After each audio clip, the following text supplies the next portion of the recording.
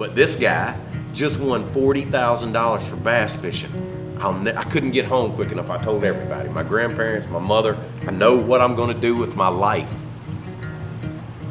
Here I am. 6 in 1977. This is his third win. He needs at least 11 pounds, 12 ounces to break the all-time record. Let's give it for him, folks. Come on, everybody, stand up. This is broke all the records. That was back in the day now. It was in 1984. And Clun weighed in, and it was a deal, I guess it burnt. It was burned in my mind. All that went on. I was 10. Clun sets the all-time record. Now, I'm there. He sets the all-time record, which still holds up to date, for the most fish ever caught in the Bassmaster Classic. It was on my home water. He wins $40,000 for fishing. I'm 10. I'm like, this guy got paid.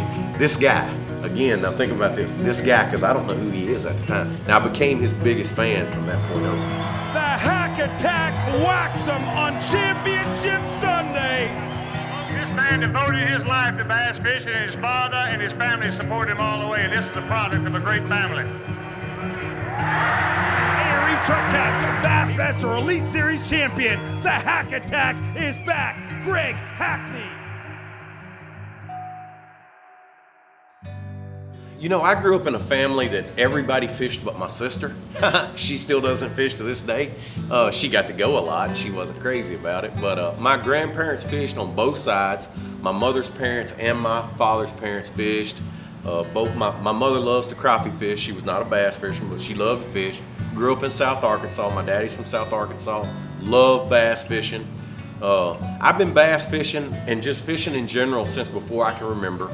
100 yards from my house was a pond that was full of bluegill, and as a kid, every afternoon after school, I have caught every bluegill that lived in that pond. But yeah, I just grew up. We trot line, frog gig. I mean, I just grew up in an outdoor family, and I love to fish for everything. I still do. I just saltwater fishing here the last few days, and I enjoy the catfish in the Mississippi River, and we ran trot lines. I just grew up doing all that stuff, and I don't know, we crappie fished in the spring, and when it would get hot, my mother wouldn't want to go anymore, and then we'd start bass fishing. We did all of our bass fishing, or the most of it, when it was cold. We would pond fish in like January and February, right after hunt season. My daddy was a huge deer hunter. I mean, he could hunt every day of deer season. I guess that's maybe where I've got that at now, but I don't know, I just fished my whole life. I've caught a lot of fish. You know, I think the biggest thing is like anything else, you get what you put in it. And I'm very passionate about deer hunting. And I just feel like the more I put in it, the more I'll get out of it. And I gotta be doing something. I always joke because I've always told everybody that the reason I fish for a living is so I'd be off during hunting season. And I don't know that that's not true, because I do enjoy hunting season. I enjoy being in the woods every day, and I enjoy this. I've decided as I've gotten older, as much as I do the actual hunting, I enjoy just fooling with it, man. I enjoy seeing an animal run across the road and think, you know what, I've been feeding that animal. I feel good about that. I feel like you know what, when there's some little spotted babies running around that feeder here in a couple months, I feel like I've nourished that doe to where she'll have 2 fawns instead of 1. Or most hunters are that way. I'm not doing this to kill all the animals. The biggest conservationists on the planet are hunters. The biggest conservationists on the planet for fisheries are fishermen. You know, because we are the ones that are out here in it, and we see what goes on, and we want to be able to, you know, to make it better. So go fishing. I don't care if it's in a ditch, where it is. You cannot replace that. You cannot learn that by watching a video. There are things that happen in nature that you have to experience and watch that fish do that stuff to truly understand the animal. You know, it's Clun's best advice. Here's the deal, I couldn't emulate him at all, but the things that I have learned from him, I'll never forget this another thing he said. If you want to know about the owl, live with the mouse. And I mean, just things like that. Like now when he posts stuff on Instagram, I'm just, yes! It's like the holy gospel bass fishing, you know, the things he said, but yeah, they'll show you how to tie knots, how to rig a drop shot, how to shake it. Oh, I see a fish on my active target, that kind of stuff. But the deal is spending that time in nature, nothing beats it. For me, the whole, let's go back to the deer hunting deal. For me, it's a release.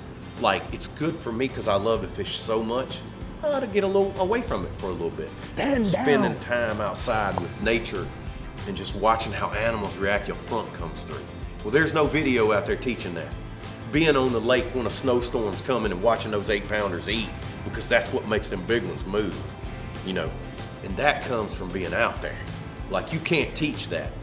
Only people who know that are people who've seen those ducks come in when the sleet's coming down wide open and it's snowing sideways, or you see a big front building in the deal and all the deer are out moving and eating and the fish are biting, or feeling that air and going, and you've been catching them flipping or drop shotting and feeling that air and going, joker's biting a buzz bait right now, and picking it up and making that cast and catching them. Those are the things that the only way to learn that is to be outside and do it. So if you want an advantage on those guys, live in nature. It's the only way to have an advantage. I'm Greg Hackney, and I've been fishing Bassmaster for the last 20 years. 17 pounds, 15 ounces, 17-15, and the Hack Attack whacks them on Championship Sunday.